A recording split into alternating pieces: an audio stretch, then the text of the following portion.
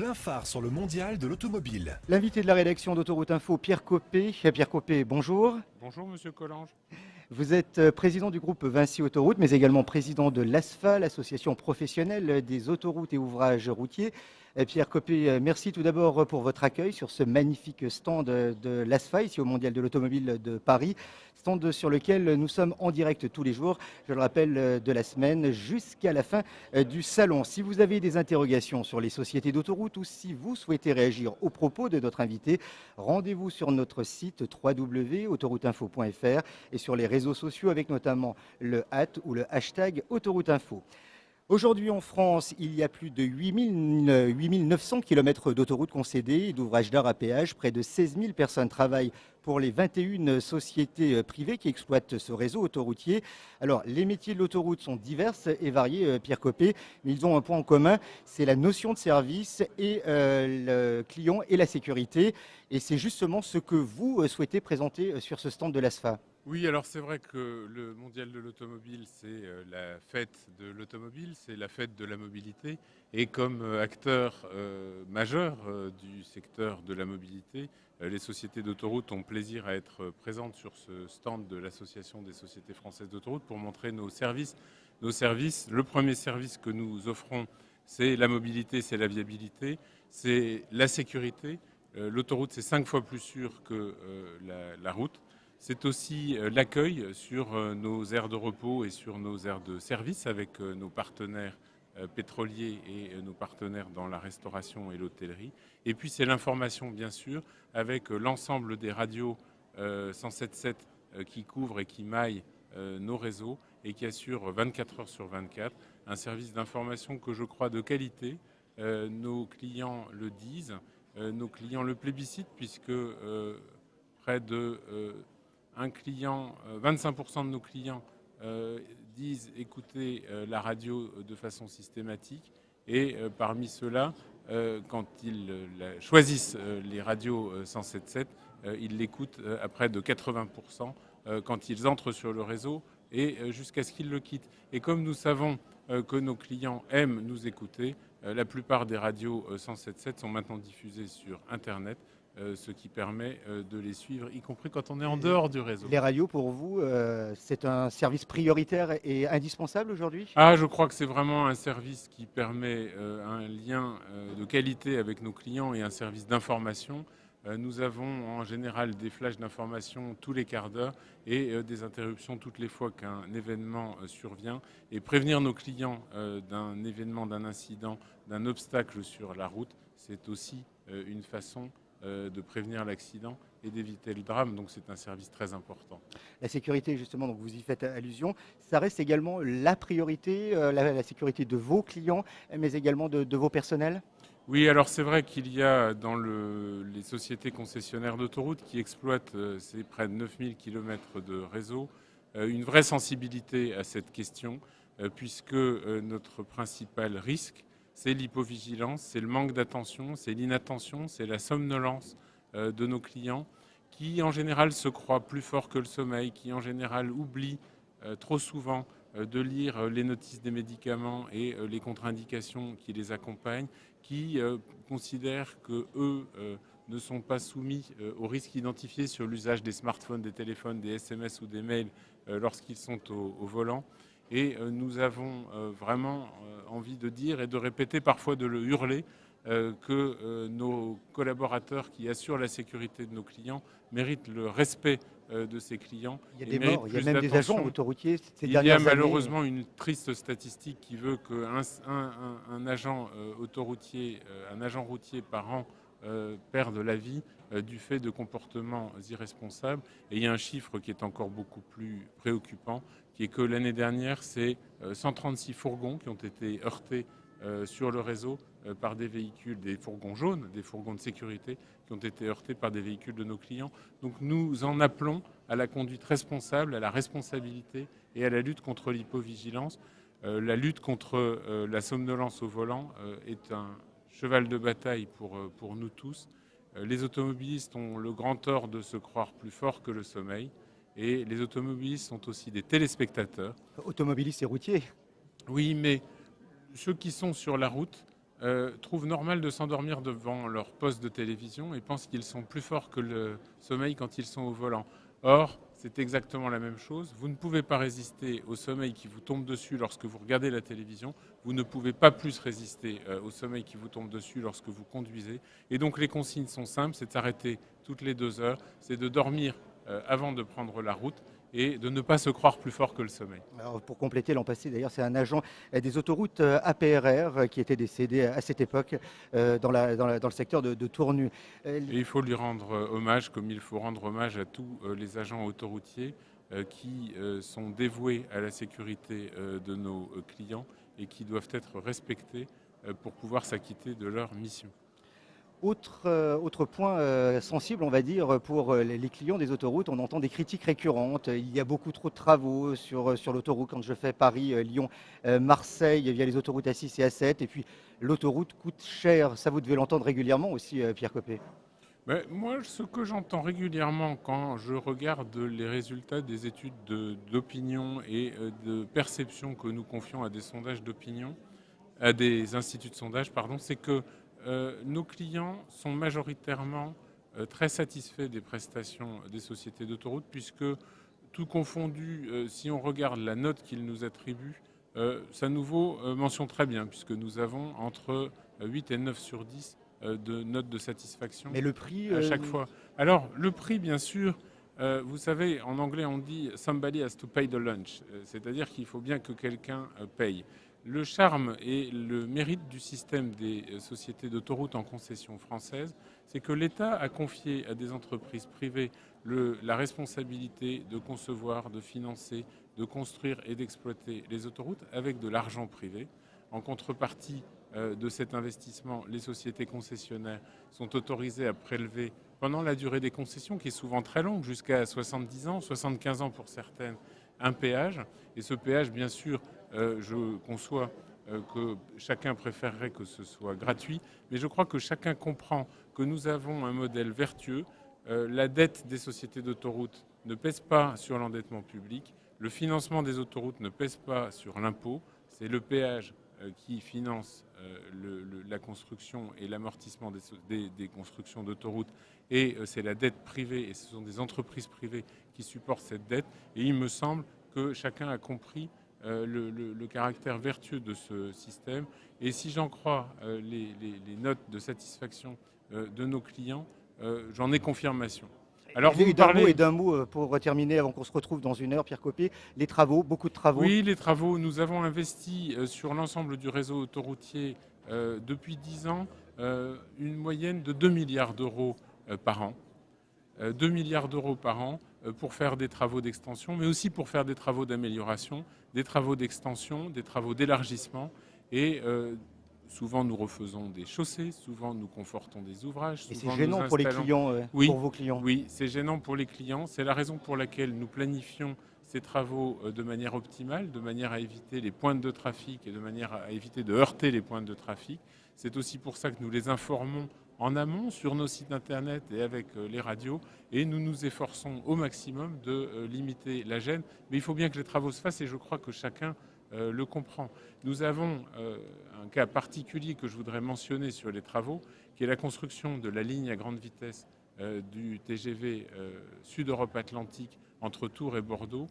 Cette ligne est à la proximité immédiate de l'autoroute A10, et il y a tous les jours des tirs de mine qui nous obligent à fermer l'autoroute et à interrompre le trafic pendant 5 minutes. Je sais que c'est une gêne, mais chacun comprend qu'il faut que les travaux se fassent. On fait une pause, Pierre Coppée, on va écouter d'abord un flash d'information trafic dans un instant, et puis on reviendra dans 1 heure. Dans 1 heure, on continuera à parler de ces sociétés d'autoroutes. On parlera du coût de l'autoroute pour ces sociétés qui investissent, notamment depuis 2007, date de la privatisation, et puis également on parlera de la crise qui touche également le secteur autoroutier. À tout à l'heure, Pierre Coppée. À tout à l'heure. Retour ici au Mondial de l'Automobile avec notre invité toujours, Pierre Coppée, président de l'ASFA, l'association professionnelle des autoroutes et ouvrages routiers. Pierre Coppée, il y a 1 heure, on a parlé justement du coût de l'autoroute, l'argent que vous gagnez grâce aux clients qui empruntent vos réseaux. Cet argent, vous l'investissez, et entretenir une autoroute, ça coûte cher. Oui, alors avant de le gagner, on commence par l'investir. Et le propre du modèle des concessions, c'est de requérir des sociétés capables d'investir plusieurs dizaines de milliards d'euros pour supporter l'investissement correspondant à la construction des ouvrages, à la charge de leur exploitation, à la charge de leur amortissement, à la charge de leur maintenance et de leur grosse réparation. Cela représente sur l'ensemble du secteur autoroutier concédé plusieurs dizaines de milliards d'euros et il faut sur un projet de concession parfois plusieurs années, il faut toujours plusieurs années, il faut parfois plusieurs dizaines d'années avant que la société ne parvienne à l'équilibre et ne devienne rentable. C'est en général à ce moment-là que les journalistes commencent à s'intéresser à nous et à nous interroger sur les tarifs autoroutiers. Les péages C'est-à-dire que les autoroutiers, autoroutes auxquelles vous réfléchissez actuellement, on pourra les emprunter dans une quinzaine, une vingtaine d'années? non, ce que je voulais dire, c'est que lorsque nous concevons, finançons, construisons et exploitons des autoroutes dans le cadre d'une concession, nous le faisons dans le cadre d'un contrat et nous supportons une dette très lourde, ce qui signifie que les sociétés concessionnaires, compte tenu de l'ampleur des investissements initiaux qu'elles doivent consentir, sont en général, et de même de façon systématique, en perte pendant les 10 ou 15 premières années de leur exploitation.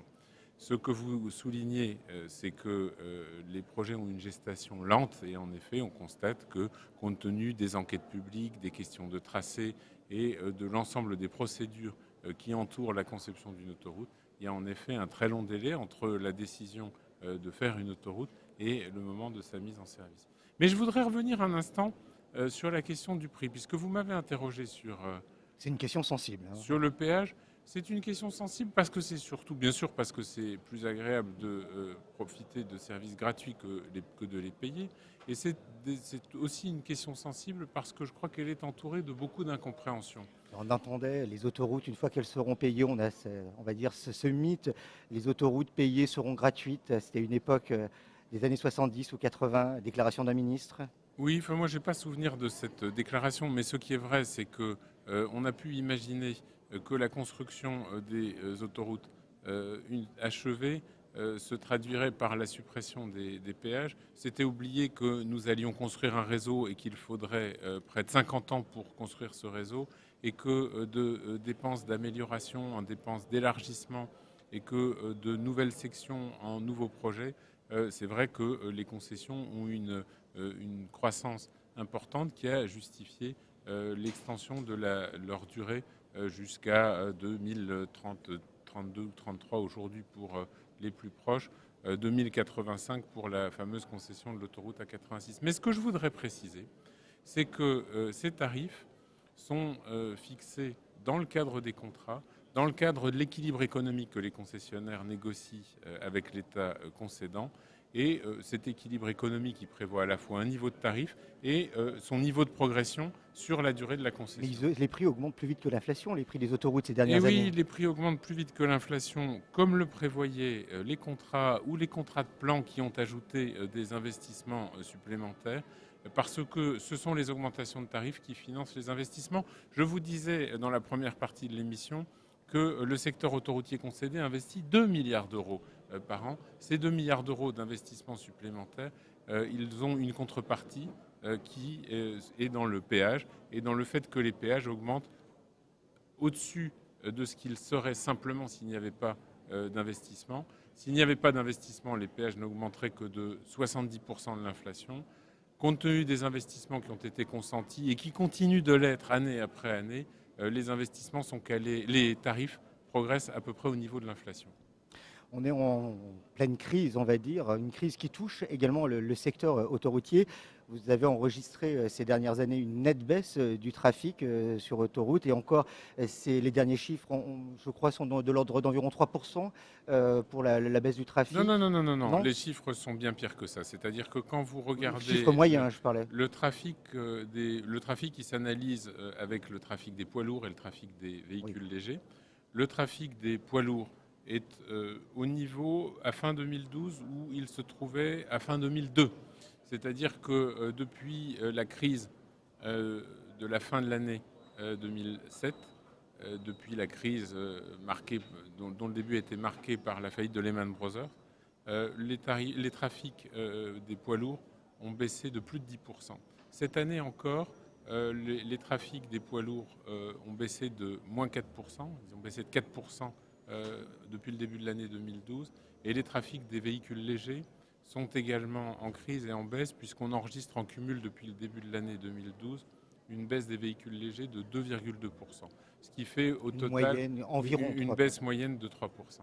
Alors justement, dans ce contexte de crise, peut-on envisager un autre avenir concernant les modes de concession de ces sociétés d'autoroutes? Est-ce qu'il faudrait réviser la manière dont les autoroutes sont concédées? Écoutez, moi, ce que je crois, c'est que les concessions, c'est un modèle qui est vertueux. C'est un modèle qui est vertueux parce qu'il ne pèse pas sur les impôts, il ne pèse pas sur la dette publique, il ne pèse pas sur les finances publiques. Et pourtant, il permet de mobiliser des montants très importants au service d'investissement qui servent l'intérêt général et la collectivité publique. Donc nous pensons, avec l'ensemble de mes collègues de l'Association des sociétés françaises d'autoroutes, l'ASFA, et nous le disons régulièrement au pouvoir public, que ce modèle permettrait, en étant étendu par avenant, de mobiliser plusieurs milliards d'euros pour soutenir l'activité, pour améliorer des morceaux adjacents au réseau autoroutier ou pour construire des sections qui nécessitent des investissements et qui attendent des décisions des pouvoirs publics. Donc je crois que le modèle des concessions est très moderne. Vous savez, il est souvent caricaturé parce que le péage est impopulaire et parce que c'est facile de le caricaturer quand on ne prend pas en compte le montant des capitaux engagés et le niveau de la dette des sociétés concessionnaires.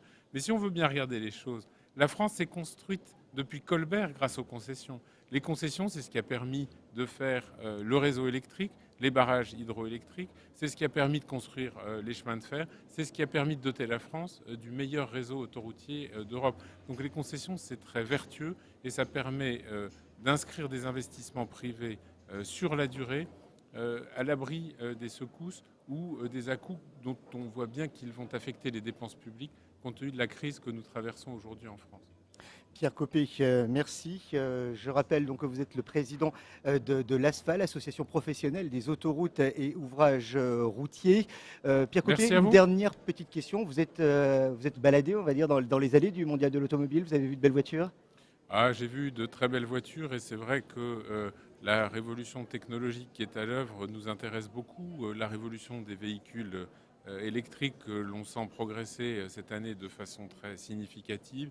La révolution de l'information, la révolution des services embarqués, la révolution des services de sécurité et des services d'information dans les véhicules. Tous ces sujets nous passionnent et d'ailleurs notre stand de l'ASFA en atteste. Nous sommes des partenaires de l'automobile et de l'innovation en matière de mobilité et nous sommes très heureux d'être là.